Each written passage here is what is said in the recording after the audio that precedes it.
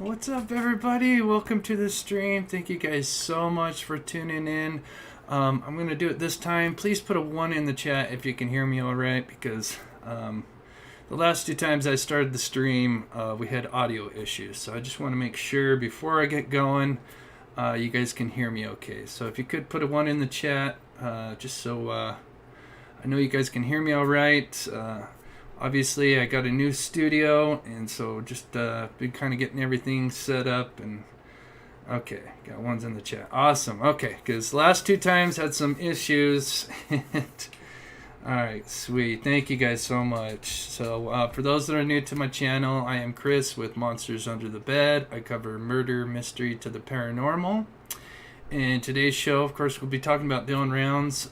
There's a few things I've spotted just recently, just before the show started, so I'm super excited. It's nothing like big, but yeah, it's kind of interesting. So we'll touch on that. We'll touch on the cell phone ping, and then, of course, we'll take some phone calls and stuff like that on about half hour, 45 minutes. So... but before we get started, I always feature missing person cases. So let's jump into that before we start with the Dylan Rounds case. And this is Kylie Rodney. Hope I said that right. Kylie Rodney, and she just barely went missing. And she was last seen on August 6th between 12:30 and 1 a.m.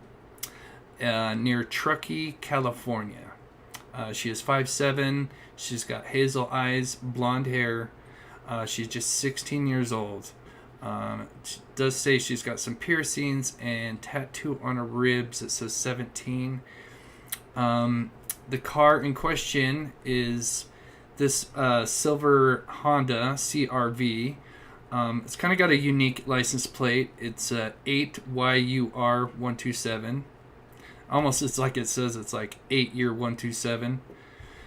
And so she just went missing. So anybody, and there's a $5,000 reward. Anybody in that area or in California, keep an eye out for her. And let's see. And there's a better picture of her. Just a beautiful girl, just 16 years old. So hopefully the family gets some answers soon and we find her. And let's see, back out real quick. And of course, since we're talking about Dylan Rounds, we always want to mention Aiden Clune, who went missing a month prior to Dylan Rounds, but they don't believe it's connected. He went missing on the 27th of April, about 50 miles south of Wells, Nevada, in Curry, Nevada. He left early that morning from a hotel and was on the highway, and for some reason pulled over off to the side, and he was tracked for about 10 miles going into the mountains, and they lost him after that 10 miles. So sadly, they have not found him. There is also a $5,000 reward for finding Aiden. So hopefully they get some answers. Of course, I've got to get a vehicle. I'm in the process of doing that now, but if things line up, and of course, Nick is kind of like my drone pilot. He of course has his own job, his own company, but if things line up, we would love to try to go out and at least take one good attempt at trying to find him. But first I got to get a vehicle going and a couple other things, but we would definitely like to go out there and help that family out as well. So it's a pleasure. Yeah, I wish we could do it more often. Unfortunately, being a YouTuber, that's my main job. But yes, we do want to. It was really nice to be able to actually go out. For Dylan, this is the first time actually going out. I've been covering the missing person cases almost since day one on this channel, and it's just nice to give the family just some kind of hope, that people still care, and they want to do help out as much as they can. So that's why I always try to feature a couple of missing. And I know the intro says we've featured over 400. I actually haven't updated that. I think we're almost up to like 600, to be honest. I'll have to kind of go back and recount, but yeah, I think we're definitely over 500 for sure. So super stoked that we've come this far. And then yeah, I saw somebody notice that I just hit 33K, so that's not too shabby for just 1 year. So but I couldn't do it without you guys. You guys are an amazing community, and so just thank you so much. Thank you to the mods. We got the best mods. You guys are all amazing, so thank you so much. All right, so let's quickly just kind of recap real quick kind of what I talked about. If you're here on, what did we do? We did a show on Saturday. Just kind of recap just a few things, and then I'll kind of work into the phone ping, and then yeah. So anyway, so this is obviously the grain shed location. Oh, let me clear this up real quick here. Okay, so this is the grain shed location, and this is Jim's trailer. Now Jim was here. They say he was kind of squatting, but technically he was kind of there to kind of watch over the property. So I think he kind of got like used to that, and that was kind of like maybe he was possessive and almost kind of considered it, this is kind of like his property or his home. And we'll talk about that in a minute. LT, thank you so much for the $10. You're awesome. Thank you so much. And so the big squabble between at least Jim and Dylan was over not the gate itself, but this lock right here. And Dylan, being the creature of habit, he would leave it unlocked. He would still put the thing up. And usually a lot of these properties, and I talked about this on Saturday, you usually come across a lot of these properties and they would just have this set up right here and then no chain link, with the lock. Usually you would just have the barbed wire with the post, and then you have this little wire that you just kind of lift off, and then you just move the gate, drive through, and then get out of the car, and then just hook it back up. But they also put up a padlock. And I think that was probably because, this is not just a grain shed, but they call it a shop. And, of course, then they got expensive equipment. And, obviously then you got Jim's trailer there. And there is obviously, we've heard that, people like to steal and go out on these properties and steal from them. So I think, this is probably maybe why the big thing about Jim wanted this thing locked. But when Dylan would arrive, he would, I guess, not put the lock on, and so that created some conflict. And I think that was kind of maybe the catalyst for sure. And congrats on your 1 year 1 year late. Thank you for all you do. Keep up the great work. Thank you so much, Emo Jim. You're awesome. You've been with me for a long time. Thank you so much. You guys, like I said, I couldn't be here without you guys. You guys are amazing. So, like I said, I've discovered some new stuff, and I can't wait to show you guys. But I just kind of wanted to go over just kind of what I think would be the catalyst if Jim is the sole person responsible for Dylan's disappearance. So we got that. And so just to kind of go over to this truck, I know we've been kind of talking about this. So there's something new that I spotted today. It's nothing big, but I thought it was interesting. And because, we've been having kind of talks about the truck and if it was power washed, which I think it was, whether it was Dylan or Jim or whoever was responsible, that's remains to be unseen. But I noticed looking at this picture right here, if you notice, this mud right here is kind of unique, and you'll notice that this mud looks just like the mud that's caked on the inside of the wheel well. And I believe this is in front of the... Let me go back to it real quick to double check. So yeah, this is in front of the left tire because the hose would have wrapped around and came back around here. So this is the front left tire. And this is also the picture of the front left tire.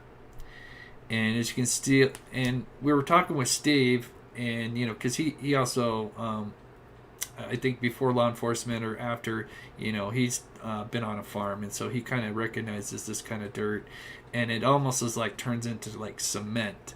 It gets really caked in there, and I think this is almost proof that this. I mean, they already noticed that there's pressure washer streaks, but to actually see this, I think is even more proof that this was recently pressure washed. And looking back, they did actually, because they were saying, well, Dylan Rounds or whoever missed the wheel wells. Well, they only missed the front wheel wells. The back two wheel wells, and I'll show you in just a second, were actually cleaned out. I think maybe they just got lazy and just didn't finish this part here. But you'll notice that they did kind of clean some of the front, but it's nothing like the back where they actually just cleaned the entire back. But you can kind of see where this mud, how it's kind of like rocky, looks just like what's caked here, and it's literally right under the wheel well. So I think it's safe to assume that this clearly came from power washing under the wheel well, but probably just didn't get a lot. So this is what was able, whoever did it was able to at least get some of it off.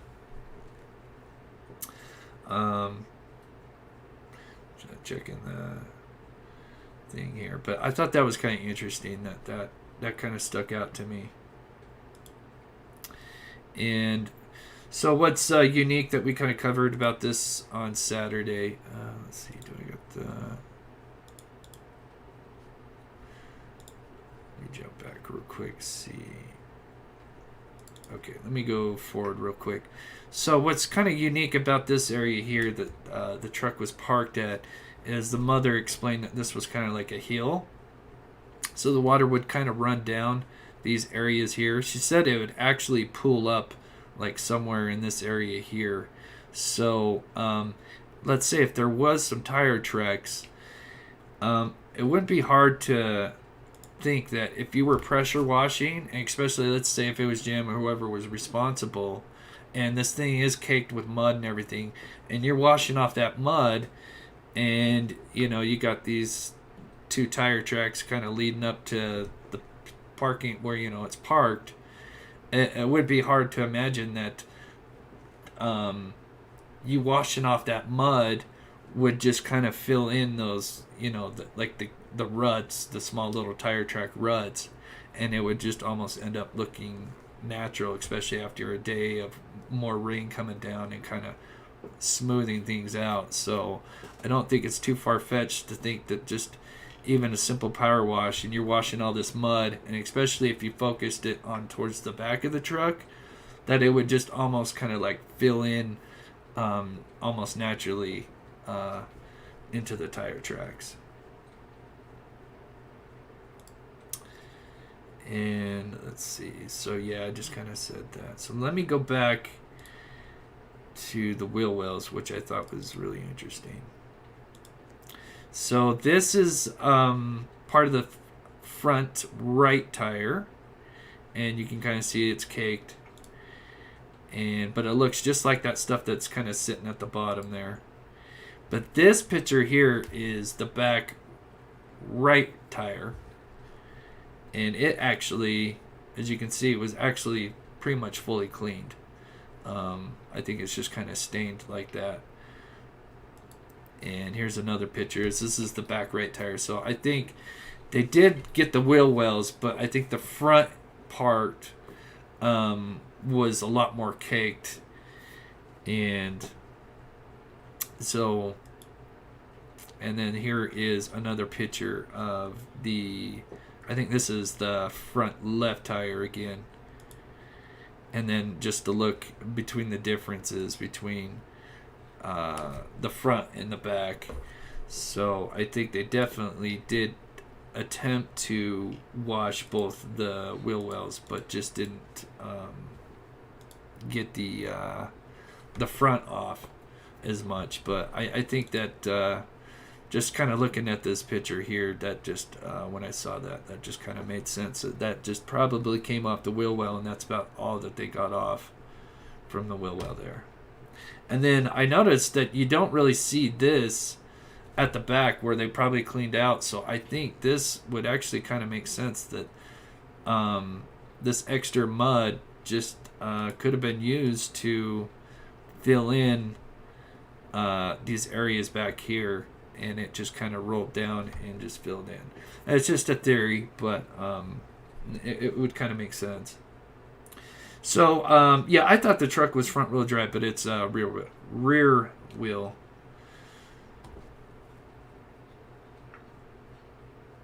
Because yeah, you would think with all that caked up in there, you would think it would be like it gets stuck and the front wheels are sitting there spinning and spinning and spinning and causing all that stuff to cake on. But apparently that truck is rear wheel. So let me go back to let's see.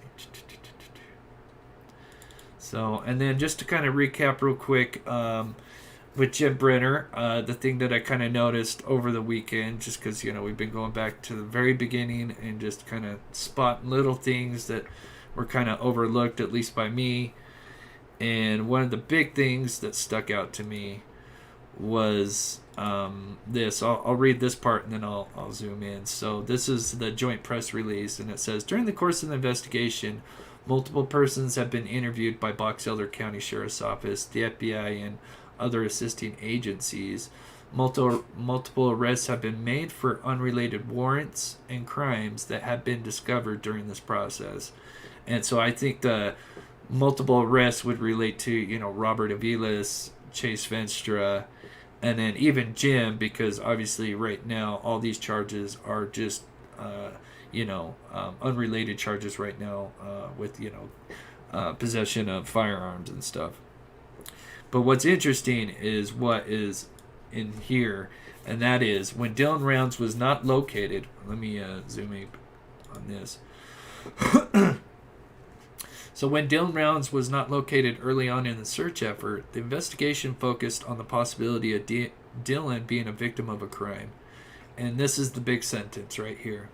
The current totality of information gathered from the many interviews and searches, along with the analysis of both physical evidence and forensic data, has identified James Brenner as a suspect. And then Brenner is currently held in Weber County on unrelated firearm charges.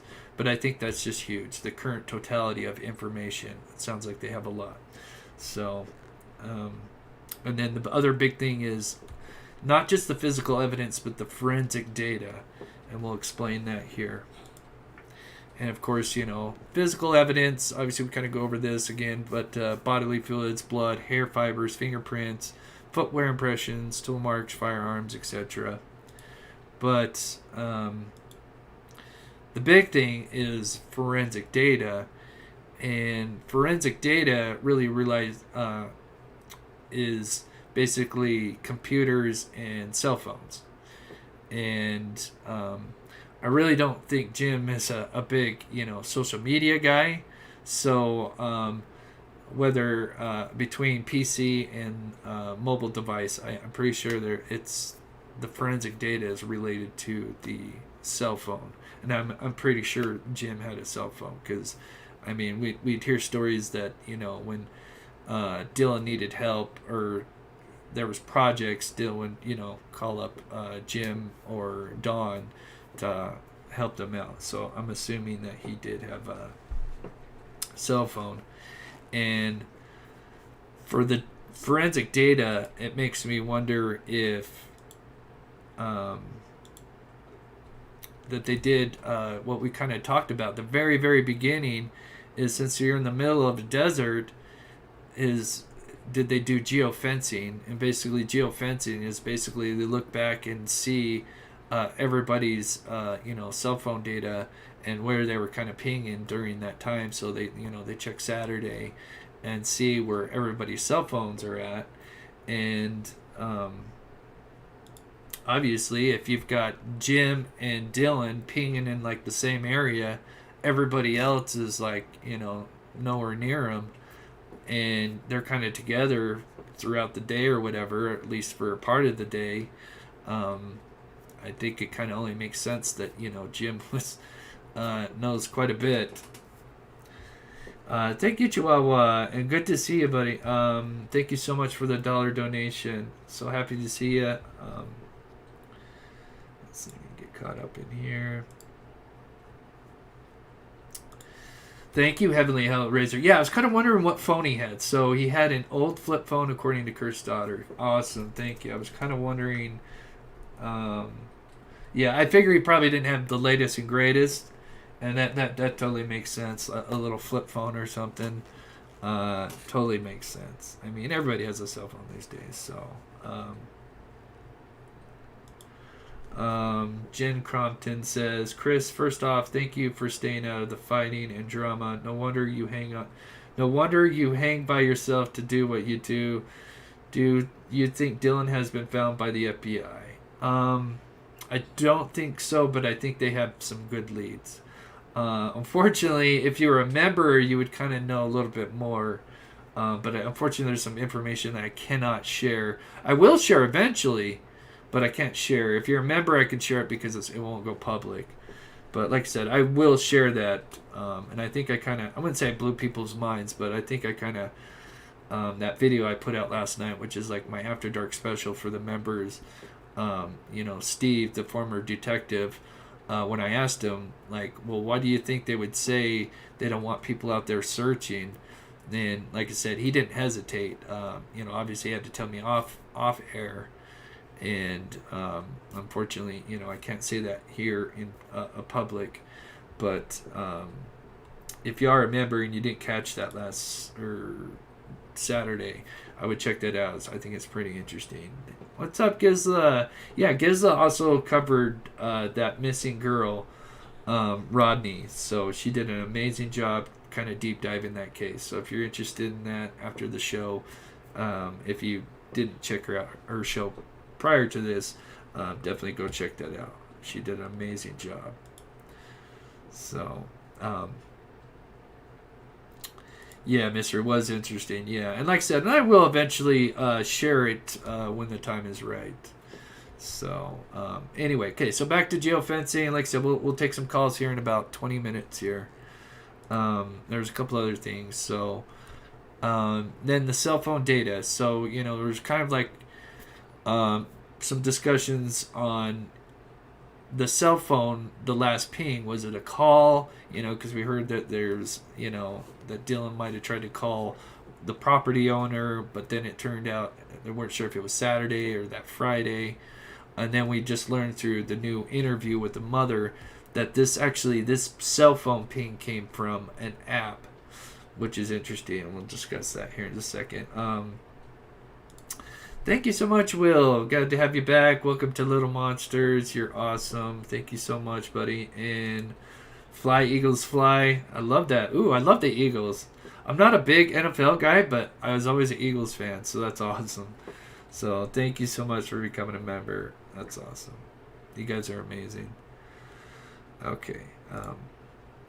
This last cell phone ping came from an app.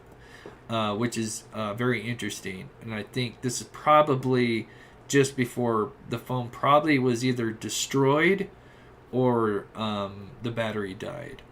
I'm not sure, I would probably lean on the side of probably destroyed. But the mother said that it, in the first interview with Heavy D Sparks, she says specifically that she got a ping at 15:41, which 15:41 is military time, and obviously law enforcement and firefighters and the government, they use military time, so that would make sense for her to say that came from law enforcement, the 15:41, which for us normal people, you minus 12, and that leaves you with 3:41. So and then they talked about how that this specific ping was just about 15 miles from the cell tower, and it was in kind of a little gully, and it was by the bend, and it was south of the tracks. And we'll talk about that in a little bit more because it was kind of interesting.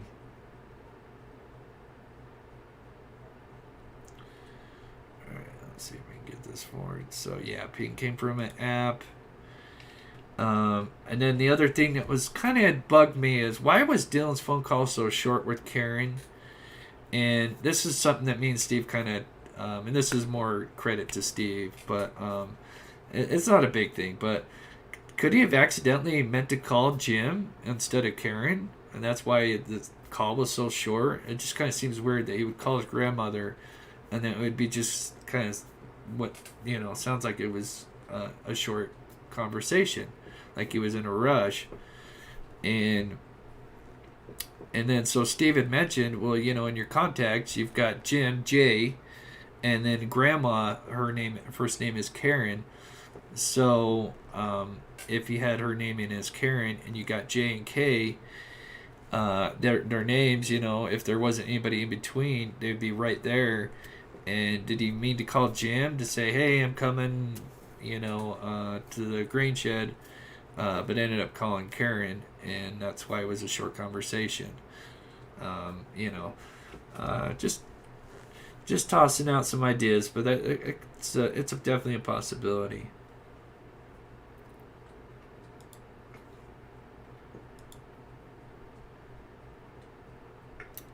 And definitely, it could be Deanna, for sure. He could just be checking in, let her know he'd be busy, and it probably could be, for sure,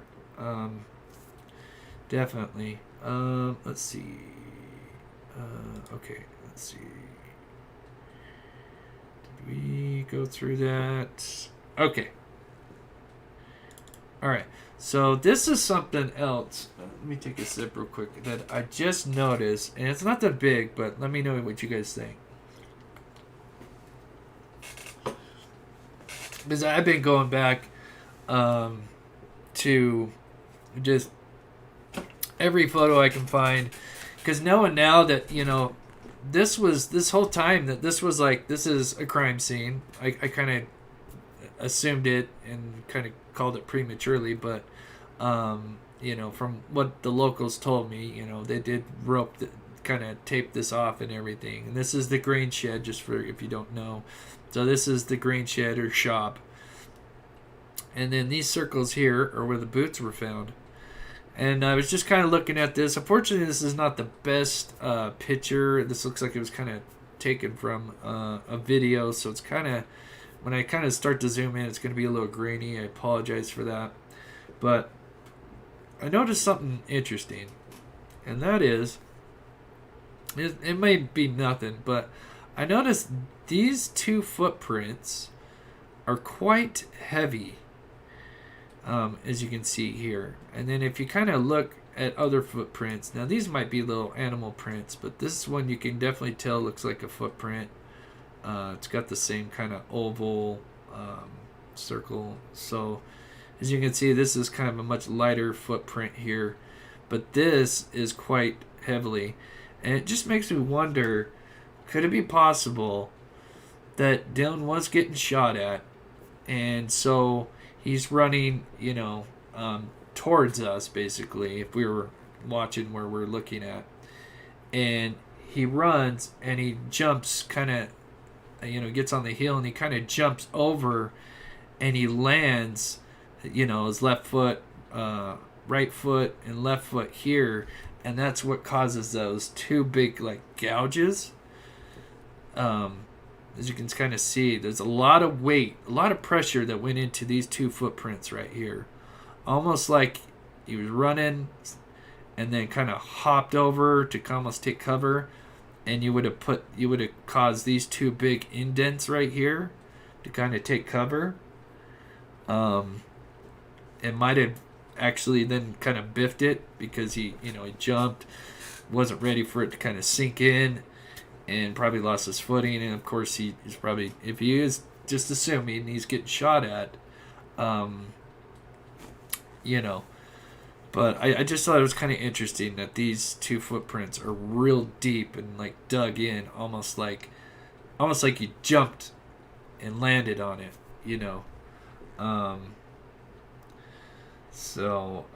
Thank you, Jennifer, for the 99 super sticker. You're awesome. Thank you so much. Make sure I didn't miss anything. Okay. Yeah, it's not that big, and I really would like to. If anybody's got pictures of this that are like better quality, I would love to look at them and study them.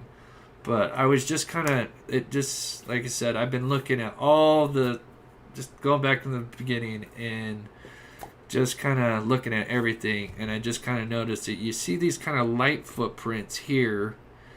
These might be even footprints. This might be some animal prints. Not sure. Like I said, it's kind of little on the grainy side, which is sad. I would love to have taken some pictures. But right here, I mean, it just looks like someone dug in, like jumped, and then just the right foot here, left foot here, and as if, you're taking cover. Just a possibility, but yeah, I think it's interesting for sure, and I would love to. Wish I could get some more pictures, but ooh, yeah, carrying, yeah, it is definitely interesting that they're so deep for sure. And I don't think the searchers would be. I think hopefully the family and the searchers were smart enough not to walk around, at least walk on the mound itself. So hopefully what we're seeing is, untouched, crime scene. Because clearly this is technically, some kind of crime scene because you've got the boots here. So this is definitely, something important. But go back real quick. Thank you so much, Karen, for the $5. You're awesome. Thank you so much.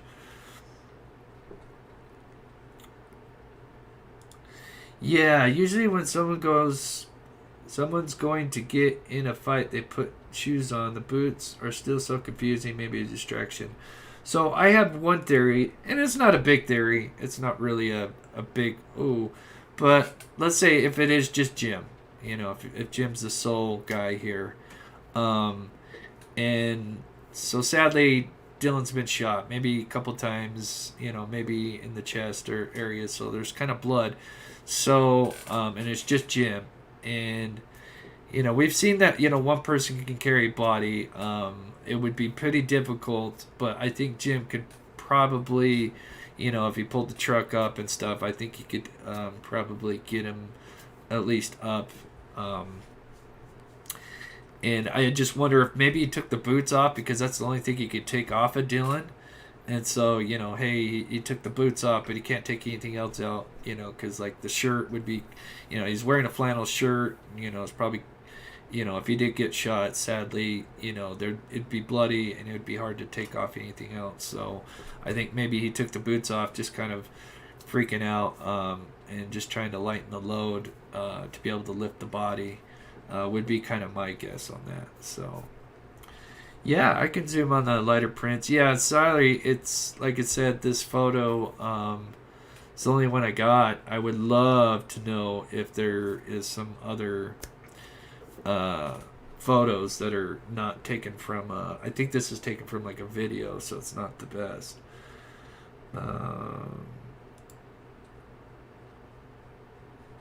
There would be truck tracks if there were footprints. If there are footprints. If they're loading the body, I think is what you're talking about, Black Dove. I really wish they would document it, like, around this, because, I mean, this picture's not the best to see, like, what... And I think the mother would have said, there were some tracks, but I think maybe he could have just took the boots off. You got to remember, it's raining. I mean, Saturday it rained, it stopped for a while, and then it rained like cats and dogs Sunday. So it could really cover up some stuff pretty fast.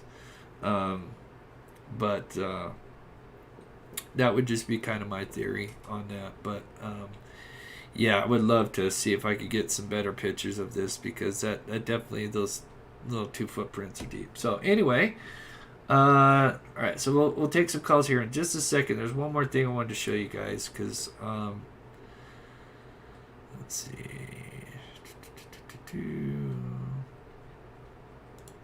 All right, so let's switch over here. So with the cell phone ping, now knowing that this is not from a phone call, but this is from an app, and this is probably the last time that his cell phone was probably on. And considering that this is still almost like on the property, slightly a little bit off, but this is an estimation. You know, they say that the ping came from where the bend in the road is, down the hill, south of the track. So it would be somewhere in this area about here, which is crazy because the first time we went out, and I'll show you why we're taking phone calls, we were literally, we were checking the water hole, and we were actually flying the drone through this wash here. And oh my gosh, I wish I would have known about this area, because I mean, we were like right there, and you know, we were still there within the first 2 weeks where, you know, maybe some tracks and freshly turned dirt could have possibly been seen. And I kicked myself because I mean, we were right there flying the drone, and I wish I could have checked out this area here. But just talking with Steve, I think the best thing, because you know, even talking with the mother or listening to the mother's conversation, it's like she says it's like he never left the Green Shed property. You know, we've kind of talked about this a couple times now, but I would say, and just to kind of look at how it's not even that far from the Green Shed. You're looking at 1.57, so basically 1.5 miles from the last cell phone ping. That is not that far. And so, type this in real quick, guys. Line to phone. And then another thing I realized is that they do have an extra cell tower, because we've got a cell tower here, you've got the cell tower here, and then I was looking, they've also got another cell tower.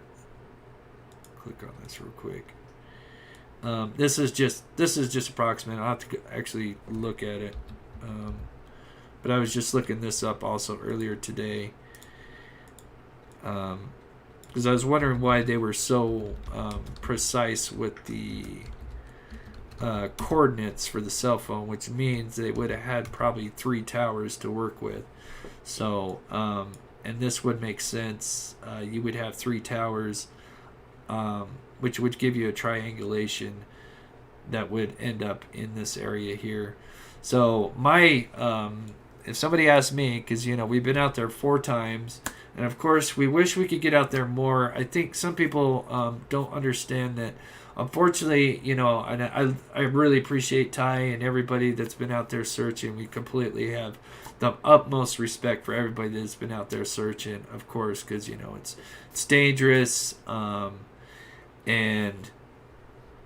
but the biggest problem for us is, you know, we're 3 hours away, so.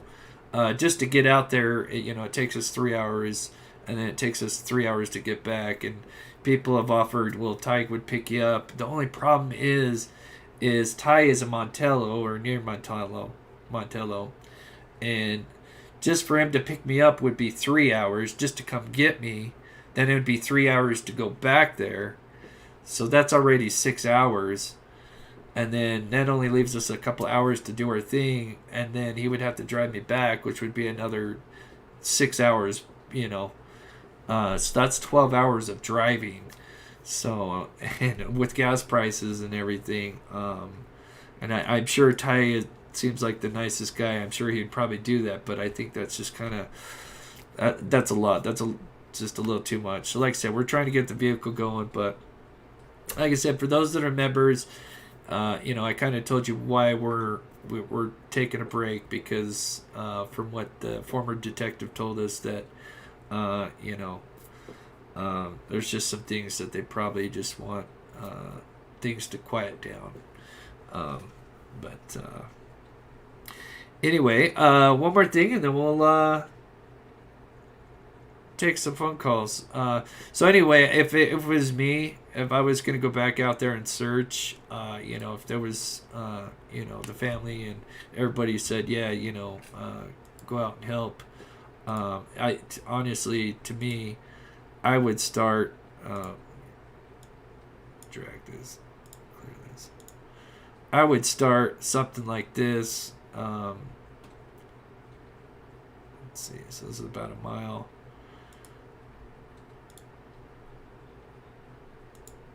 And I would probably search, since this is his last cell phone ping, I would search this area here and then make your way back to the grain shed. And that would be our game plan if we were to go back out there, if the circumstances are right. But we would definitely want to check out this last cell phone ping, and then knowing that James Brenner, with the forensic data they have on him, most likely, I would go on a limb and say that they probably realized that his phone was pinging somewhere near Dylan's phone. So I think that's pretty interesting. So yeah, if you guys want to call in, let's see, make sure I got everything set up.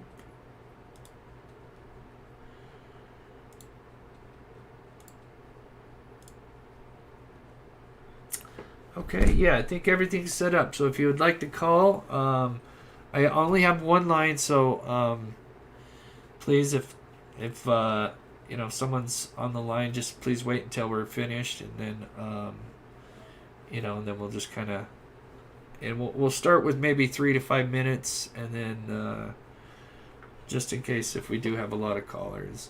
So and while we're waiting for a phone call, I'll show you just how close we were to that area where the cell phone last pinged, which was kind of wild. And where is it? Black Dove. I know you say you have like not the best phone service, but if you use Google Voice, you can basically just call in like you're doing a Zoom. You just use Google Voice, and you can use your mic setup and everything. You just don't use the camera. So if you'd like to call in, we'd love to hear from you, Black Dove. And also, I've got a new email as well, Black Dove. And I'm going to put that up there real quick for you.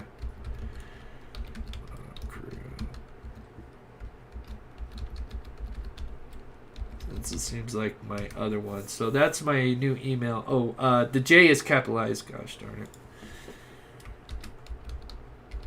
Recheck that one.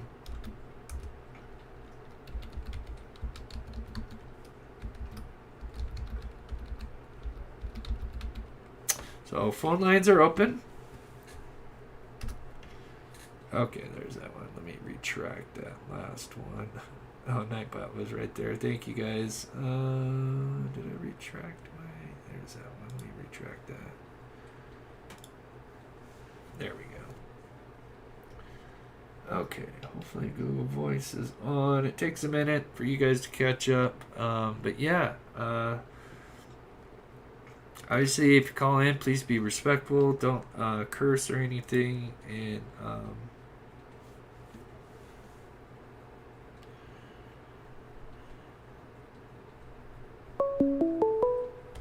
okay, our first caller. Hello? Call from. To accept, press 1. To send a voicemail, press... Hello. So, I'm just curious why all the other creators are kind of upset with you, man. I was just wondering what's going on with that. Other creators are upset with me, huh?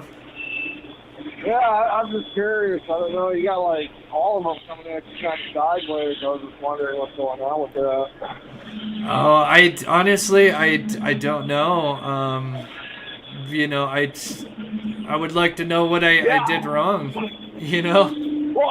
Hey, man, props to your channel and everything you do, but they were just Yeah. saying how you're taking information from them and using it as your own and not giving them the recognition of it. And I was just curious if you had any response for that, or if you knew about those accusations going around, because you got like Earthworm, you got the Salty guy, you got Doug, you got all these dudes, man, talking coming at you kind of hot and heavy. I was just curious if you had any comments for everybody.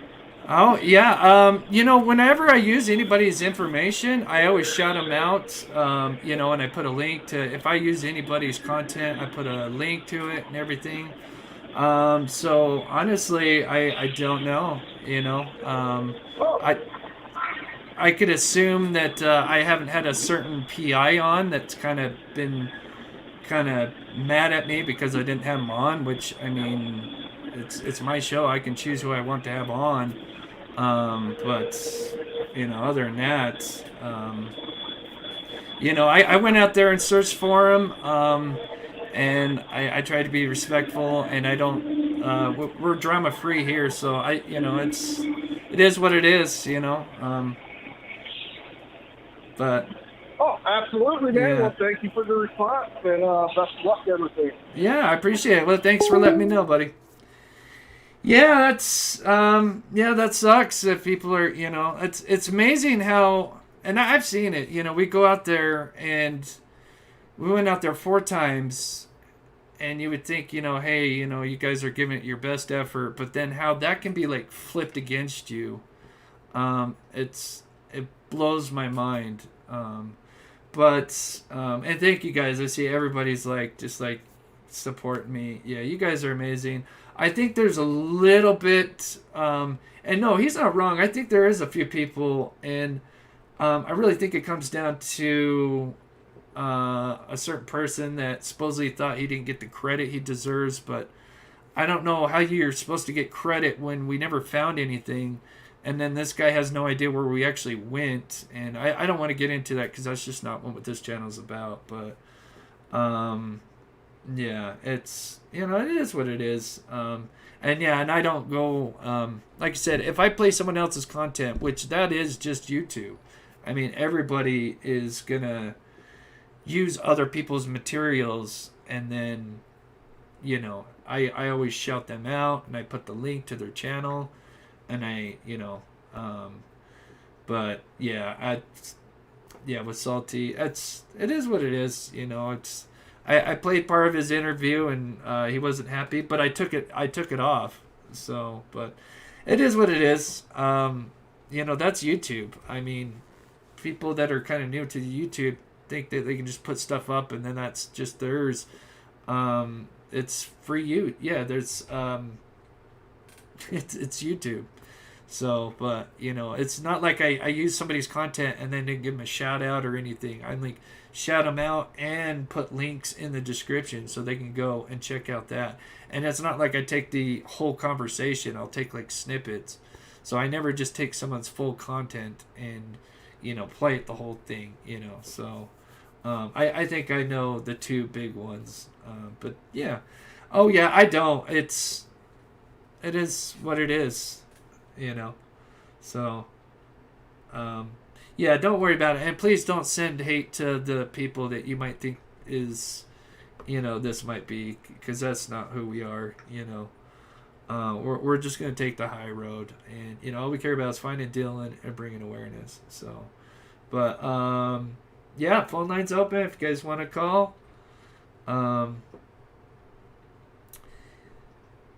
Just checking the chat here. All right, here we go. Call from. To accept, press 1. To send a voice. Hello? Hey, Chris, it's Jen from Indiana, and I just want to commend you for not getting involved in the drama. I've been listening to other creators, and the more I listen, the worse it gets. Right. Yeah, I think one of the big things is you got to look. Also, one of the things, because I've been doing this for a year, and that doesn't make me an expert or anything. But one of the things is you got to keep in mind with working one case is that there's always going to be more cases, and with how this case, with the mother kind of been thrown under the bus, and I'm not saying certain people did that. We're just saying that she did that. You got to think ahead that that's not going to look good for the next case you bring up. Mothers aren't going to want to come on the channel if they feel like they're going to get attacked and and scrutinized. And so and I've always kind of thought ahead about that. That's why I didn't have a certain person on this show, because it's like that's not going to jive with what this channel's about. Well, I appreciate that, and I appreciate that you keeping the topic on. Dylan is what is important. Aiden is what is important. Whoever is missing is what is important, as opposed to all these personalities with their egos. Right. Yeah, totally. And this, like I said, I live in Utah. This touched home. I mean, second this kid went missing, I'd seen it. I covered it. I mean, I was on it from almost day one. And this was the first time for me to actually be able to go out there and search. And, and just because we were one of the first ones to go out there and search doesn't make me any more important than, say like Ty. I have the utmost respect for anybody that's out there searching. Yeah, it's just it's part of the YouTube game. It's nothing that surprises me at all. So Yeah, Ty and Lance are getting a bad rep from what I understand from other individuals. So, get your ass out there and search, and then you can, badmouth somebody. But until then, you probably better keep quiet. Yeah. So Exactly. What do you have any thoughts or theories on the case? well, I definitely think Dylan has gone on to heaven, and I would rather see that happen than see him held, and being tortured. Definitely Jim Brenner is at the top of my list. Now, whether he had help or not, I don't know, but I keep thinking that maybe he's under that dirt pile and it needs to be radar detected. I don't know if it has or not. But, I know that cadaver dogs can go and detect things so far down, but once you get past, I think, 14 to 16 feet, even cadaver dogs can't smell it. So Yeah, I agree. I hope they do some more searches. I agree. I feel like he's going to be found close, and we've been kind of talking about that for almost a week now. That just now the pieces are kind of slowly being put together in some ways. But yeah, I agree. And they were digging, since week 3. I kind of had a contact out there, and she said that she saw them digging a lot in multiple areas. So I think but obviously there's just a lot of ground to search. So it's just kind of a matter of time, hopefully. right. Well, I'll let you get some calls, but I appreciate your efforts, and thank you for going out there searching for that young man. My son's 26, and I can't even imagine what the parents are going through. Right. Yes. Well, thank you so much for calling in, and thank you so much for the support. You are so lovely, and thank you so, so much. I appreciate it. Take care now. You too. Thank you. Oh, what a sweet lady. Let me catch up. I just missed GG Starlanes. You're awesome. Thanks for all you do. Thank you, guys. Like I said, I couldn't be here without your guys' support. You guys are so amazing. And I don't really want to comment on who, it's whatever, that is what it is. But like I said, if I ever use anybody's content, I make sure that I give them a shout out, and I put a link straight to the video or their channel, if not both. And I would think that people would want that kind of information out there. I mean, why would you put it out on YouTube if you don't want people to listen to it? And I could get it if I was like playing the whole conversation and then could give you credit. I just took little snippets, but like I said, it is what it is. And some people are just new to YouTube and don't really understand how it works. And it's all good. Like I said, please don't spread any hate to any of those people. It's what's important is just coming together and trying to help find Dylan. And but yeah, so phone lines open again. I don't know if Black Dove, I've been dying to hear from Black Dove. Like I said, you can use Google Voice and you'd be able to use your computer and everything. But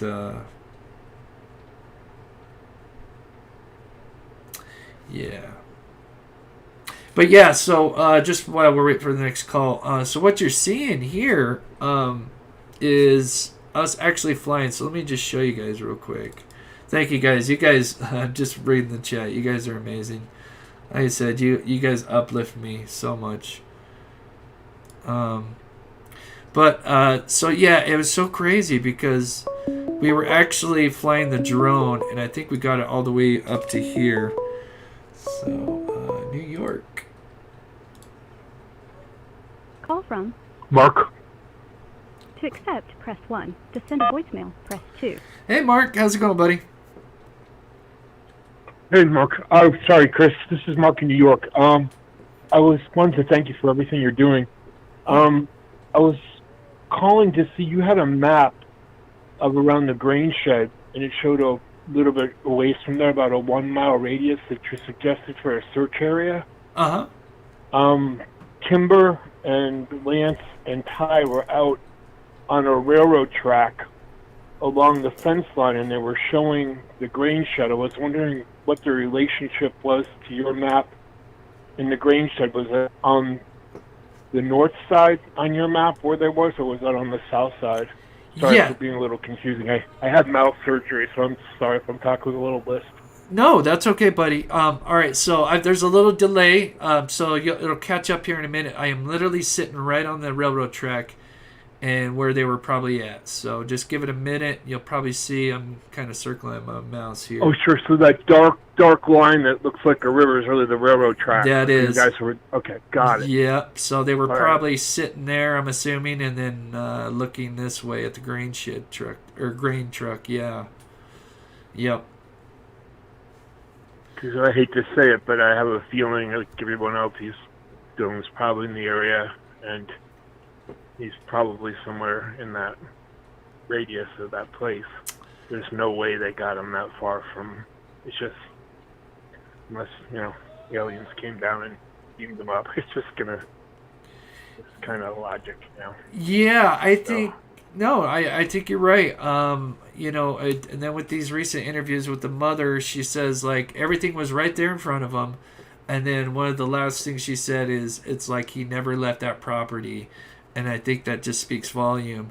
And then you got to think that of course law enforcement has all the pieces or the most pieces, and then the next would be the family. They have slightly a little bit more than the public would, and so for her to say that, I think kind of sheds a little bit of light that now it's because even though looking at this map it doesn't look that big, I'll make a new circle, but that's a lot of square footage. Was there any Brenner evidence near Dylan's last pin on the cell phone? Is that why there's the law enforcement that's involved with that? Is there any connection? So yeah, and I don't know exactly the details, but I'm sure we will find out. But I think it's more of a waiting game. But like I said, let me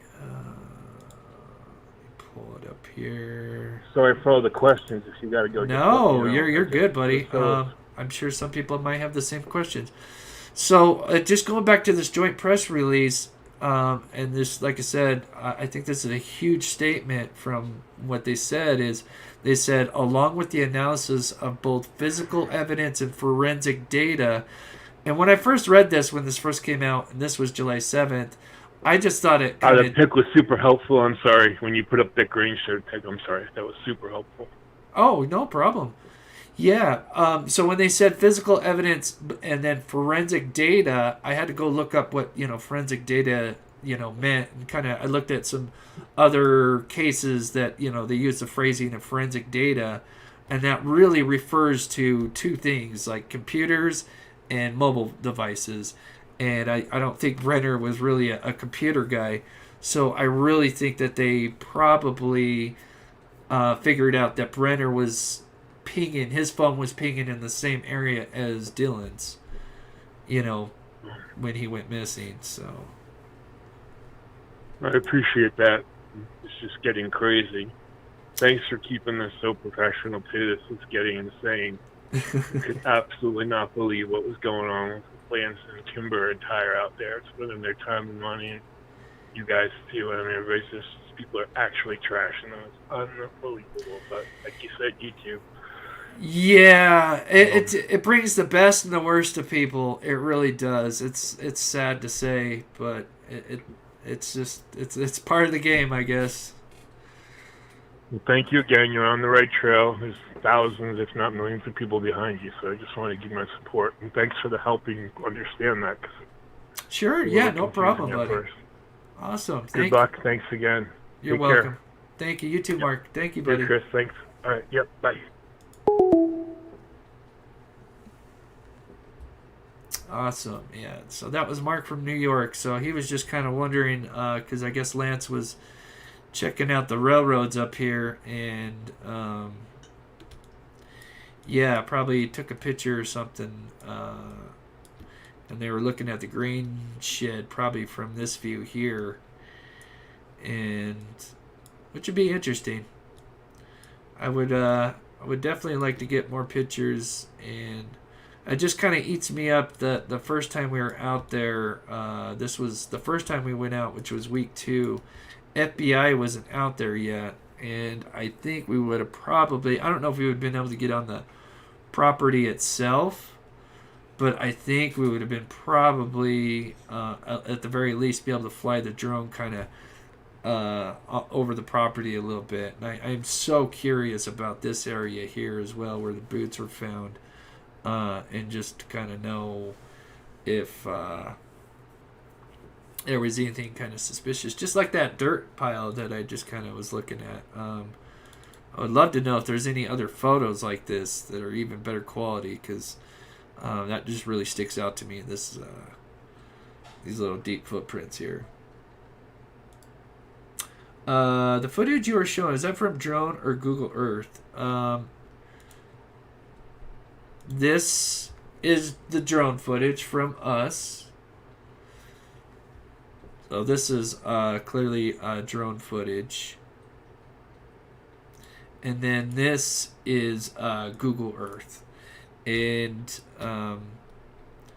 you can go on Google Earth and look at it, but if you want to actually like put stuff down and everything like this, you actually download Google Earth, and then you have a separate little application that you can open up, and then it allows you to put all these little pins down, and it really helps for when you're trying to piece everything together here, because you got the farm here and stuff. But so phone lines are open. Take a couple more calls. Okay, we got more. Cool. Call from Holly. To accept, press. Hello. Hey. Hi. It's Holly. How are you? Hi. Good. How are you, Holly? Not so bad. Good. So did you see your footage right next to that washing machine and excavator track mark right there along the wall of the wash? Let me pull that up. I'm assuming and it'll take a second for you to, because I'm a little ahead of you. Okay. So Yeah. I'm assuming this is what you're talking about. It'll eventually come up here. All right. But yeah, especially when you just went back over it, I'm like, yeah, that's definitely not typical four-wheeler. But you can see that they've already driven over. Now it's going to be more towards the sidewall, but you see where it looks like a gray, swath has been kind of drug along. But there's also regular tire or smaller tire tracks over it. But when you're back away from it a little bit further, it's more obvious that it's like a scrape mark. Ooh, I know what you're talking about. Yes. And when you zoom in on it, especially right there at that corner straight across from that washing machine, you can see what they were doing. They were trying to cover the blade with, the tire tracks behind him. And then he could have been in that bucket the whole time. Ooh, yeah. And look, oh, shoot. You can It actually... helped, I took a screenshot and then expanded the screenshot so I could really see it. But that's where it's at, right there at that, where it's a good, image of it. But you can see that, right? Yeah. So that's what that is. Interesting. I'm going to take some of those because... Oh, let me see. See? Scrape marks. That's interesting because I want to talk about... And then... Oh, go ahead. And then probably deliberately driven over. Now, when they drag the roads around here, the sand becomes super soft, and it's almost more treacherous to go over it recently drug or plowed, or you know what I'm saying? So that was either from an excavator with the box blade down or from a road grader. Oh, my gosh. And there's like 7. I don't, they keep saying, oh, well, the excavator was here, but, dude, there's like 7 or 8 of them in that town. They were probably involved with equipment sales in that area. Yes. See the excavator line? Okay, let me show you because it's so funny you talk about this because let's see, where is it? I saw that at day one. I've been going crazy. Yes, so this picture. That, I'm like, whoa. So I thought these tracks were unique. It's gonna take for a second for you to catch up to me. Yeah. So any minute now you'll see I took the screenshot before this show, and I thought these tracks were very unique. Either they're from the new ATVs that have the new treads on them that look just like a backhoe tread, or this is a... Oh, go ahead. Yep. You see the area next to it that looks scraped? Well, that would have been where it turned a little bit and the box blade misses. Oh. See, the box blade that's usually on those, they can drop it down, and that's covering your tracks. Oh. That's why it's that wide. You can measure that distance, and it would go to that is excavator track. That's so crazy because literally like an hour look before. how wide they are. Sorry, go ahead. Yeah, no, that's okay. It's amazing because just an hour before the show, I was looking at this footage because I wanted to pull this up because this is kind of in the area of the cell phone last ping. And I just, all of a sudden these tracks, I'm like, God, these tracks are very unique. They're literally just like excavator tracks. I know some of the all-terrain vehicles have, the new ones do have something similar, so I'm like, it could be just those. That's extra wide. Compare it to the wash or whatever that washing machine thing is. You can see how much wider those are. That's heavy equipment width. That is not, and it's a lot shorter distance probably to go down that wash. And when you turned around earlier, it looked like, because I'm like, okay, where's the area where they get down into the wash? And yeah, right off of that dirt road is where the wash starts, and you can just take your unseen excavator with him in the bucket, and then that's probably why that excavator was parked with the bucket up. No farmer or equipment operator leaves their excavator parked like that. It's bad on the hydraulics. That's not a thing, unless you're trying to hide what might have been in it. Okay, let me find a good view right but here. Then there was also that one area where I saw where they did the initial flyover, and they were coming into the area, I think, where he lived, and you could see that they were kind of heading along the field or the open area, and then they made a turn right there by a sandier spot area. And that was the other thing I'd noticed right off the bat from day one. Interesting. So I'm showing what you were talking about. So yeah, there's this road, and yeah, you can actually just come right into the wash. And let me just show everybody an overview from the satellite where we're kind of at here. So we are literally right here. It'll take a second for you to... So and that railroad track road drives right to the Montello bar. I mean, it's across the street. You know what I'm saying? It's like I would take the railroad back road or that. But Yeah. yeah, talk about being able to run stuff back and forth with nobody seeing you. Yeah, you could follow this wash for Mhm. quite. Let's see, kind of Yeah. thins out there. Um, yeah, there might even be like a grade where you could just kind of pop up somewhere out of this wash, Yeah. more over by these Yeah. tracks. But I just think it's so weird that his phone's over here. This last cell phone ping. And then that it's just so funny. You called. That's awesome because I was looking at that and I'm like, I don't know if I should mention this because I might sound crazy, but No, I've been screaming about it in the beginning, and I know you've gotten so much busier now, so it's like hard to get your attention. But day one, and I about lost my mind. I'm like, look right there. it's right there. But Oh, you remember too when you were showing a long time ago where you were talking about that rock area where you'd come up to, and there looked like there was like a laptop or something laying there from where the wash would have left it, coming around like I think it was like a little overpass corner or something. I don't know. That was a while back. But I'd made a comment at the time. But so, and then the other thing, I'd bumped into somebody with a comment about it looked like somebody had scooped out the dirt behind the grain truck, and ooh, you know what? Oh, I just got oh my God, goosebumps head to toe. Okay, damage to the front end of the truck is not a pull, not a pull. It is not straight up and down. It's offset, and it doesn't have pull scratches in the chrome. My brother's auto body, he looked at it, and I googled damage to people with a truck, pedestrian accidents, and that is what it looks like because of how you hit and what happened, and the height of that truck, and the fact that the truck has an 04 tag on it. Let me mention that before I forget. But what if somebody squashed him into the back of the grain truck? Because I was trying to make sense of the scraping in the hood, and that would be a metal on metal scrape. And there was no rust in it yet. And being next to the salt flats, there's no way if that supposedly happened in the ice and he slid into a pole trying to take his four-wheeler or whatever the story turned out to be after it was. I don't know what happened, but that kind of looked like somebody maybe took a screwdriver. I was thinking maybe a screwdriver, like scrape some extra stuff off. And then I'm like, no, but that's what would happen is if you ran up under the back of a seed truck, because they're higher. So it's like when you have an accident into the back of something that's taller than you, that's the kind of dent. And the marks. And the fact that now I heard that the dirt was scraped up, and I just put that together just now. But that would make sense. Maybe he needed the bucket up because he scooped up some bloody dirt. And then he could have easily caved in the sidewall of that wash anywhere along the way, too. So that would be another thing to look at.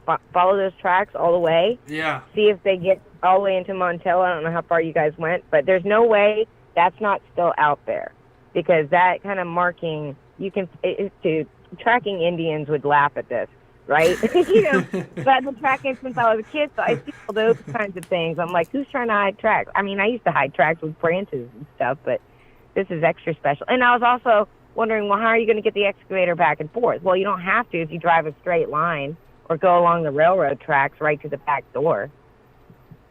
But yeah, see that damage? It's offset. And then it's just like, huh. Yeah. So the story is he drove. He was. Sorry, No, you're fine. Oh yeah, I got dogs. I understand. So he slammed into a pole. Is that from snow? That was the story. The first story had been, I don't know, it's a farm truck. And I'm like, that's a brand new farm truck, and it's right in front of you, so you know what you hit. There's no way that was an accident. Like, you're not. I don't care how slobby of a person you are. You're not going to let your brand new truck get smashed like that right in the front, Yeah.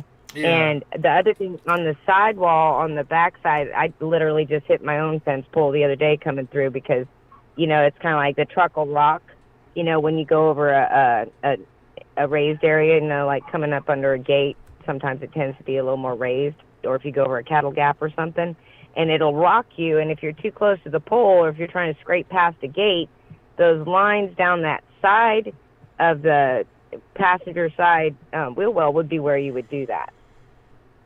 I literally have the same scrapes, and those don't have rust either. Huh. Interesting. But and then that green water hose that's under there, if you look, there's still damp earth under the truck where the sun didn't reach it. There is zero possibility that if in that kind of dry climate, it wouldn't have dried that if it had been as long as they'd said. And why did they take the truck? It sounds like the Brian Laundrie thing. Like, why are you taking people's cars if they're just missing? Oh, are you talking about the family taking the truck and? Yeah, but why did the cops tell them to take it? So it's and then you've got the box elder sheriff leaving right afterwards. Come on.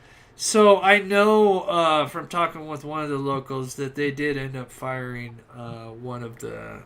I don't know if it was the captain or something, but definitely someone kind of got in trouble for the lack of, getting this investigated, basically stalling the investigation. They clearly could have had this, going a lot faster. Anyway, everybody's saying great call. Any last things before, because I got a couple other people calling. That airport guy, he was militia too. Neighborhood watch. That was the other thing. Let me throw that out there since I got you. Sure. His mom triggered on militia, and the one thing that the other Candace triggered on was mafia, cornbread mafia. Okay, so the cornbread mafia is a real thing. The other ones they haven't. The FBI has not finished busting is the chicken head mafia, which is the cornbread was mostly weed, chicken head is the other stuff, right? And so basically this is like a one hand scratches the other. That's probably why there's 75 RSOs in that town and just as many down in Tennessee, okay? Yeah. And all these last names do go back to each other in all of these areas. I could get into that, but that's a whole nother long conversation that I'd prefer not to speak out loud. Yeah. You know what I'm saying? But that is how it's connected. And then Aiden's mom, I don't care about anybody griping about, the gay thing. I don't care.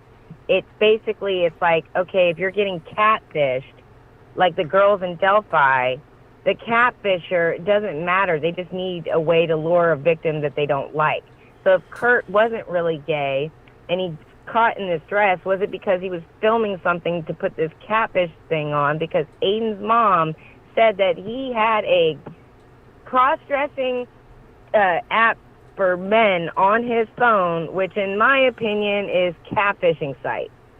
So that is why it's important. I don't care if he's gay, I don't care what, but I think that Aiden, who looks just like Dylan with his haircut, like they could be twins, so there's definitely a type going around, and that they're both 19. Oh, and there's another missing person out there right down the road. Now, I think Grizzly just did it, didn't she? It's like further over, but basically the same general area. Where Donner Pass area. Oh, and there's Wadsworth over there, the town Wadsworth. I'm just saying, there's a town Wells. So Aiden stayed in Wells, which is literally, everybody was saying it was so far away. Dude, Wells is the other side of Montello, where the Summer Lake is. And then you go a little bit further past, like, the Reno area, and then you've got Wadsworth. Yeah. These people are like, they own the towns. And so when you look at maps, there's layers to the maps, okay? And yes, they do own those layers. So when you start seeing a pattern, those are real. Those are advertisements, and they are the connection. So when you're over in Europe and you had the towns that they named after themselves when they came over here, that is why those people are the uppers. So it really does put the connections together, especially here, from, stuff over there still. Yeah. You can see the family lines, you know what I'm saying? Named after the towns, the roads. Yeah. So. Well, but no, that's crazy you mentioned that, the whole bucket thing, because I was just looking at that just before I went live, and I'm like, oh my gosh, that could be them driving the backhoe or something through that. But that's something I'm going to look into more and see what other footage I've got to see if they can. And last thing before I go, there had been another one 2 years ago I'd stumbled across where they were over there by that water hole where your 3 crows were flying. By the way, those are carrion birds. But the shaft that goes straight down, he was filming 2 years ago, just meandering around. There was a boot and a pair of black cut apart women's panties laying right next to that, along with a little water bottle. So I don't know what that was all about 2 years ago, but I don't know about the time that, what's his name got in trouble for making those girls walk from how far away. And that's like another circle due around the area. They could have wandered to where'd they go to, the post office to be found or something? Yeah, they ended up, one of them ended up the post office, and then luckily saved the other one. So, right. All right. Well, anyways, I'll let you go. All right. Appreciate it. Yeah. Thanks for doing a great job. Thank you, Holly. You're welcome. Bye. Okay. Let's take one more call because let's see. Yeah, it's almost 7, so we'll do one more. 726. Do we have? Looks like a local caller. 801. If you want to try one more time. Love to have a local caller come in. Oh, and Tom. Hello, everyone. I think the cell phone ping could be like the Troy driver where they drove and pinged in the opposite direction. Naomi was found. It could be. Yeah, Tom. There's a good possibility that Jim decided that, I'm going to take the phone this way and then go the other way. I definitely could see that for sure. Thank you so much, buddy, for the $10. 801, you want to try one more time? Terry Tate, thank you so much for becoming a member. Okay. 539. Okay. Call from. Just Mike. To accept, press. What's up, Just Mike? Hey, what's up? Give me a second. I'm going to turn the volume down so we don't have a double feed. Yeah, no problem, buddy. Are we getting a double feed right now, despite I have this all the way down? Check. Everything seems good, bud. Okay. I'm going to be like about 8 seconds delay on your mapping. Do you have the map of where the last ping is? Yeah, I'll pull that up, buddy. Yeah. Alright, I gotta close all these out. My goal is to compare different satellite images in the past to see if maybe a vehicle went out there. Okay, so I've got it up. It'll take about 5 to 10 seconds to catch up, but that so that's where I got it. The mother, because obviously this came from the first video with Heavy D Sparks. She talks about they got a cell phone ping at 1541, and of course there was some confusion on this whether if this was a phone call. But then of course the mother, in a recent interview with Duty Ron, told us that this came from a cell phone app, which I think is huge. So I think this means that this was probably the last time his cell phone was on, and then it died shortly after or was destroyed. I got the screenshot for that. I'm going to look at my other pictures.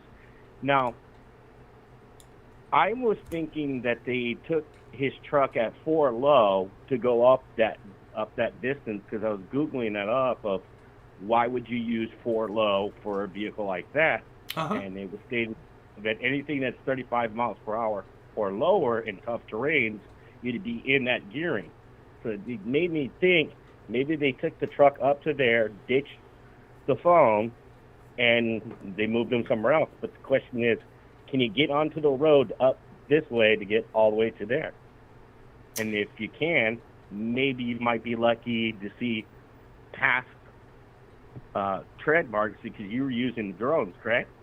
Correct, yeah. And then when I looked at the treads and I was watching Salty's video that he had with Kurt, it looked like it was one of those desert Jeep type of wheels that is like short on the outside but combined in the middle, so it could still grip and go on distance. When I get a chance to, I'll send you the video of Salty's little quick turn, and you can see that kind of wheel matches that one tread. of the ones that in question. Interesting. I think I know what you're talking about. Yeah, because they've kind of got these new all-terrain vehicles that kind of got these new treads. If we're on the same page. Because the one on Salty's one, it was kind of recent. Uh-huh. You catch it within 5 seconds. You have to watch it real slow, and you can see his tires turn right and left, and you can actually see the tread. And if you start visualizing it, and if they had the expert, I would tell you that's the kind of vehicle. Interesting. Yeah, that's because it's something I've been kind of looking in. Because the footage I'm kind of playing right now while we're talking is the first trip we went out there, which I think because this was basically us being the closest we were to the grain shed and the farm and everything, and excuse me. And this is when still some tracks would have still been left behind because this is only week 2. Yeah. And then my other question, and I asked Jim on this one, and he didn't really know the answer. Was there any definitive that James Brenner's DNA was on the boots? Because I haven't heard anybody say there was an unknown DNA found on the boots. I have not heard anything about DNA, basically, period. As far as the boots, that there's possible blood, and then that's never been confirmed if it's Dylan. I think it's been confirmed it's blood, but it has never been confirmed whose.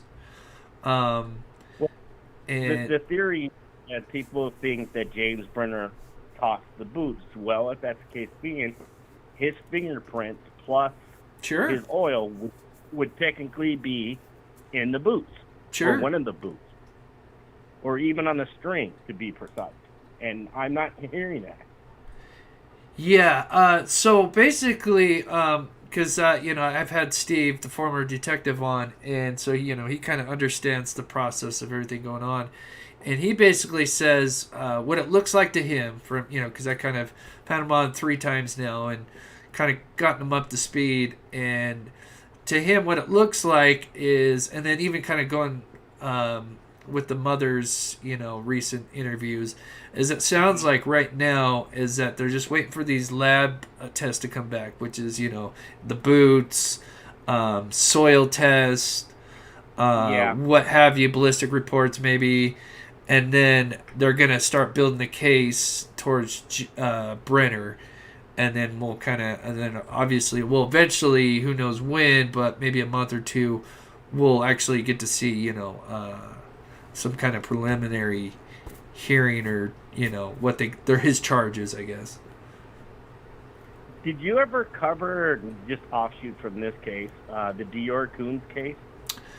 No, but I know it quite well.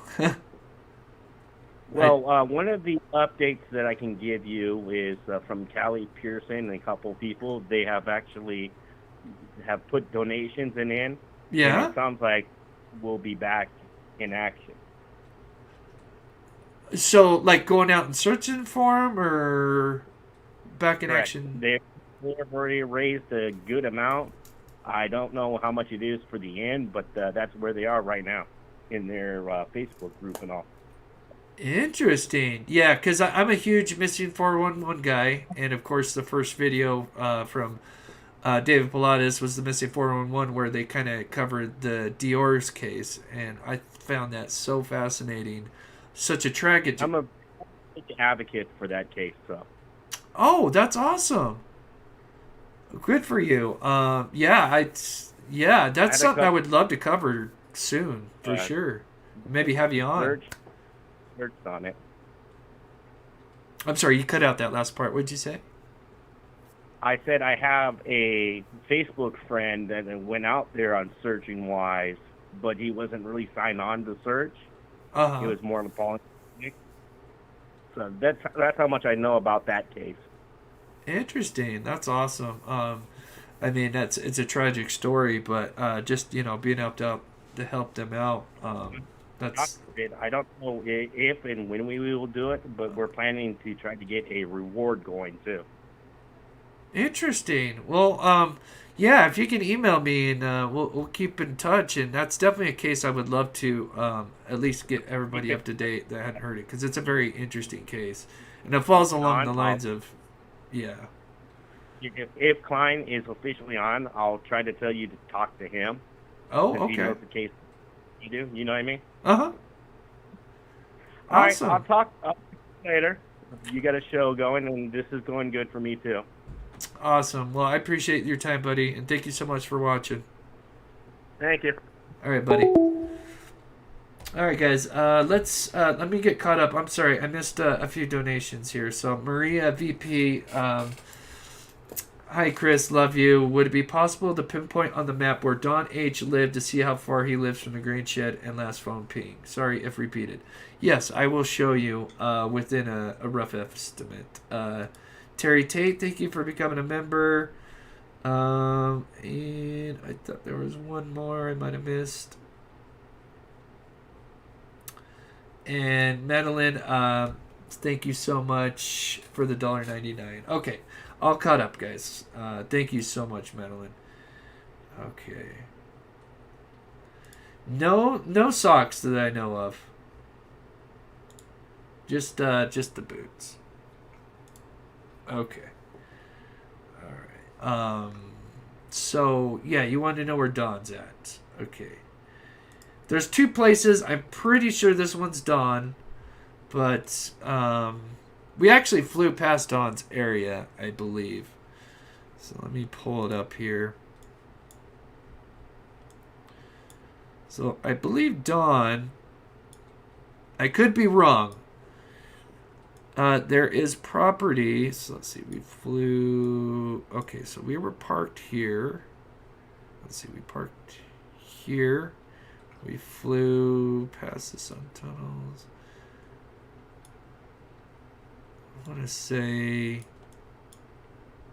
I look at it here. It's by the sun tunnels. I can tell you that. I believe. I can't remember if it was past the sun tunnels. I might have to look at my video again to double check. But it's either in this area here, because we're on this road. Pigeon Road, and we're flying, and we saw something. So it's here. I'll put basically a square.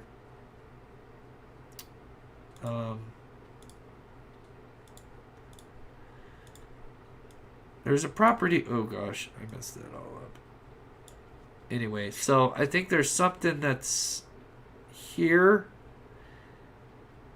and I will double check though.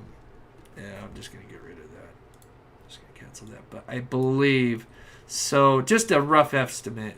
Just to give you a rough. So boop.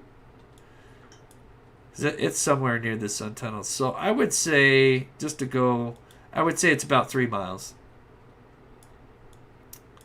So it's somewhere in this area here. Like I said, I'd have to look at the video.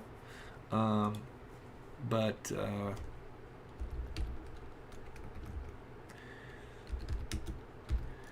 and it was kind of weird bringing up Dawn. I was watching. We're gonna finish up here, but one of the news reports is weird. They actually said like, and I think they might have made a mistake, but they said like, well, Dawn, who's a person of interest, and then such and such. And I just thought it was kind of weird, and I don't know if they just made a mistake, but I'll have to find it, and then maybe next time I'll play that for you guys.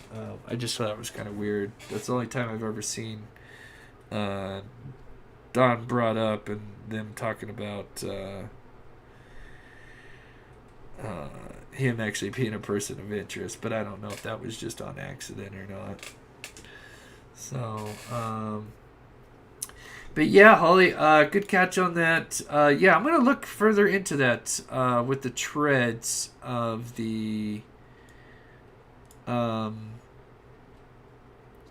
if I can find it here. Because, yes, this tread is... Oh, that's not the best picture. Let me go back one more time. Is it this one? Is this why it's not? Because I did something with it. That's why. Maybe it's this one here. Thanks again. Thank you so much, Madeline. You're so awesome. Thank you for the $10. No, Don was never arrested. But yeah, this tread is very unique. It does match like a tractor, like a Bobcat. But there are all-terrain vehicles, like newer ones, that actually have those same kind of treads. So it could be one or the other. But it is interesting that just... it's just something that I kind of noticed looking back at this video, just because, like I said, this is really close to where the cell phone ping is, because it's just sitting in this wash up here, and yeah. So anyway, so for what's coming up, there has been. We might have somebody on, a guest on, I don't want to say the name just because I don't want to put pressure on them, but we may have a guest on real soon. Another family member that has a person missing. So that might be coming up soon. And also, there's been some talk about, with the Delphi case, the murder sheet.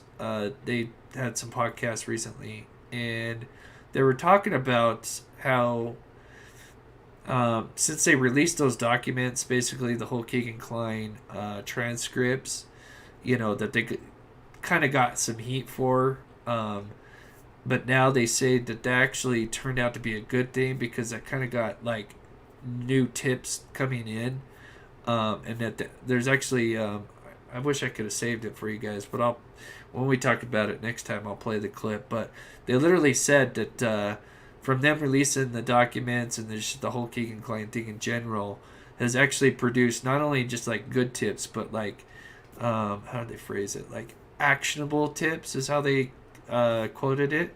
So I think that's huge. And so hopefully, and then with the, was it Karina? I forget her name. The other gal that was just that other murder that was solved in Carroll County recently. It seems like that's been kind of getting the ball rolling in Carroll and in Delphi, and hopefully that stuff gets going there.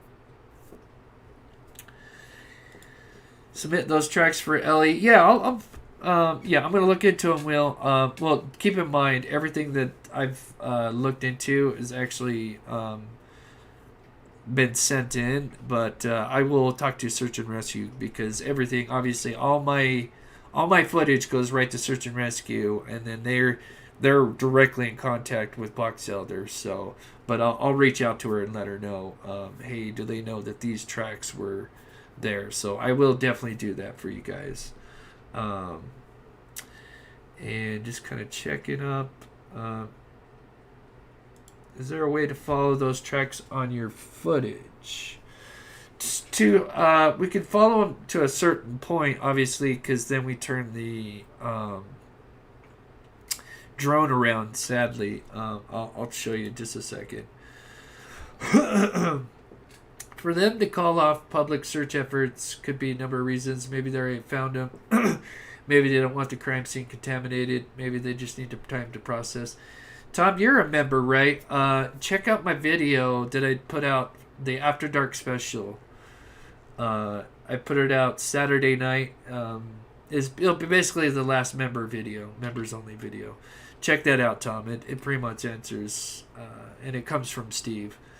But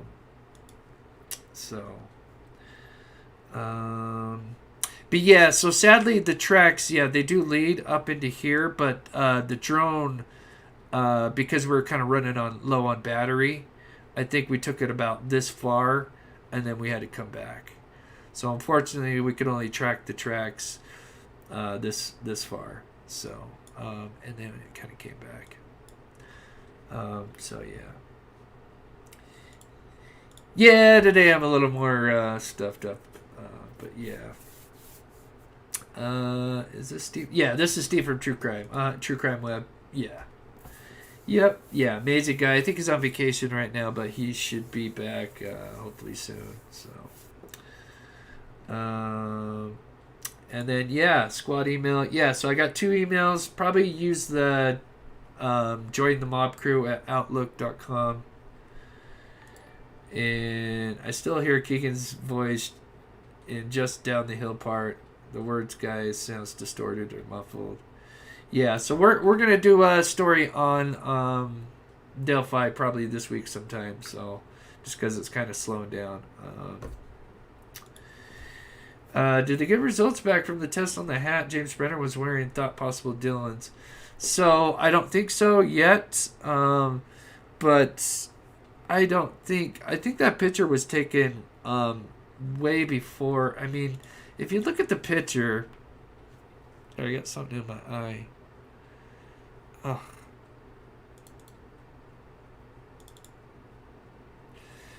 I mean, this picture obviously is not before he was arrested, because clearly he's got probably the best smile he has, and it's obviously not handcuffed or anything.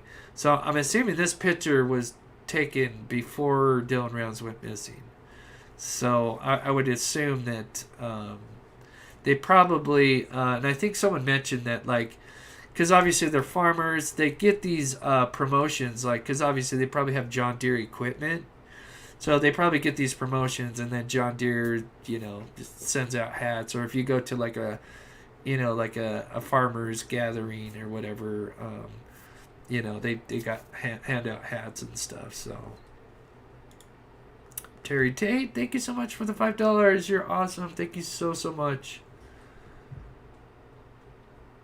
Yeah, lab work's going to take a little bit. Yeah, lab work will probably take a bit, because, and it's not probably just one thing. It'll be the culmination, because you got to remember they're building a case. So, and like I said, a lot of this is told I get from Steve, but yeah, they're building that case, and so yeah, lab and everything. So it's not just one thing coming back. They're going to wait for all the stuff that they sent in that'll come back, and then they're going to build that case. But I'm just going to read this one more time, because I think this sentence speaks volumes. The current totality of information gathered. I mean, just the way that's worded. The current totality of information gathered from many interviews, searches, along with analysis of both physical evidence and forensic data, has identified James Brenner as a suspect. I mean, that sounds like a lot. So, now just the question is did he have an accomplice? But of course, we'll still look into other possibilities. So, yeah, lots of farmers have, yeah, exactly. There you go. Yeah, I think that sums it up right there, Will. $7K lawnmower. Here's a hat. Yeah, and that's the truth. Sadly, I mean, that is, because that stuff probably cost a lot of money, that farm equipment. I have no idea about farm stuff, but I would assume that's why he got that $30,000, was to put towards the equipment and stuff. So all right, I got one more call. Let's see if I can take it. Oh yeah, it's a local call. Call from. Christopher Lloyd. To accept, press 1. To send a voicemail, press 2. Hey, how's it going?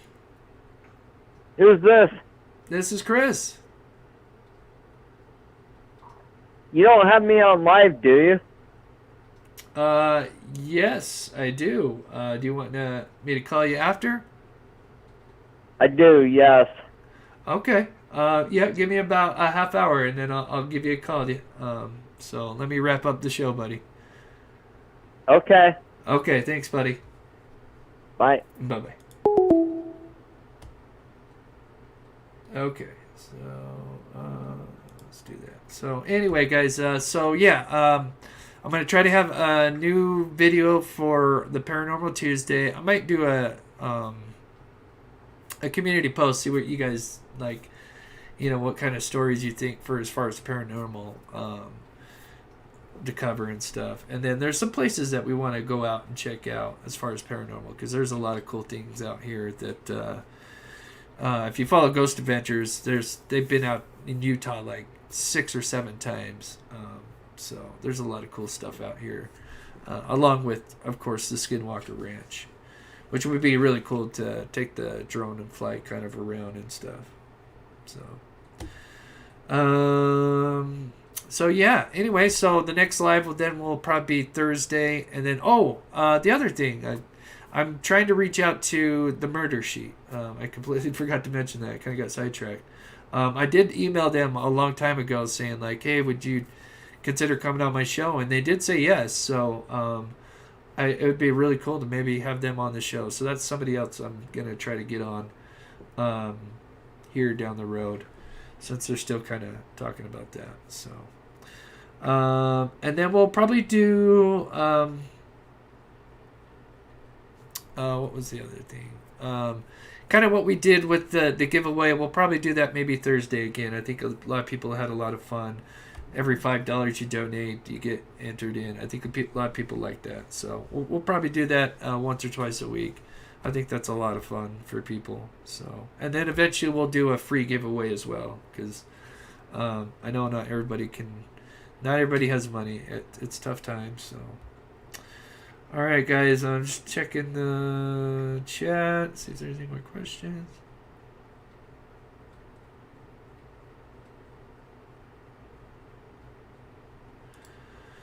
Worked all over for Dylan's equipment. I see what you're saying. I think the evidence would be on the physical side, maybe be more like bullet casings and stuff. What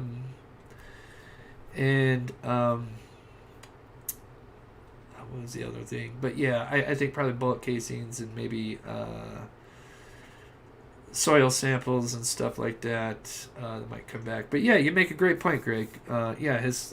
Obviously he would have a lot of his fingerprints and DNA around that equipment. That would be hard. But just keep in mind, for them to label him a suspect, like I said, it takes a lot for them to go that far. So thank you so much, Emo Jim. You're amazing. Thank you, Chris. Great show today. Thank you, buddy. And I'm working on, if you're newer to the channel, we do pet time at the very end. If you haven't sent in your pictures of your pet, you can send them to either email, jointhemobcrew@outlook.com. And I'm trying to work on another set of outros for pets. So with that said, guys, have a wonderful Monday. I love you guys so much.